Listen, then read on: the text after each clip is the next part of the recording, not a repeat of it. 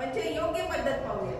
पहा काही काही जण असे बसतात, पहा असे एकावर एक असे बसतात, पण ही चुकीची पद्धत आहे। असे एकावर एक पाय देऊन नाही बसायचं। तर योग्य पद्धत म्हणजे काय? पहा योग्य पद्धत अशी आहे, पहा हा असा, हा अंगठ्याला अंगठा, हा असं बसायचे। ही आहे योग्य पद्धत वज्रासन मध्ये बसण्याची। आणि समोरून पहा दोन्ही हात आपले समोर ठेवायचे। पहा दोन्ही हात कसे ठेवायचे? हा हे असे दोन्ही हात इथे राहतील, सरळ बसायचे आणि आपले श्वास प्रश्वास चालू ठेवायचे।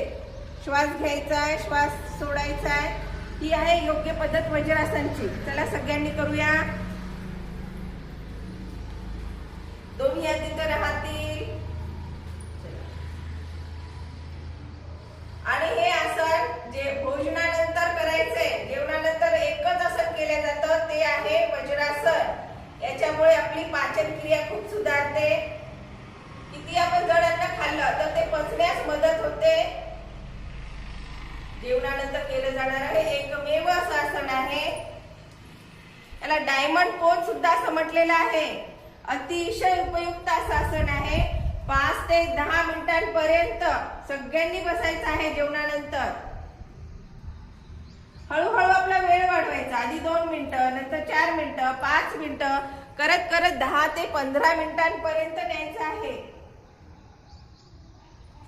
जेवणानंतर केलं जाणारा अतिशय उपयुक्त असं हे आसन आहे।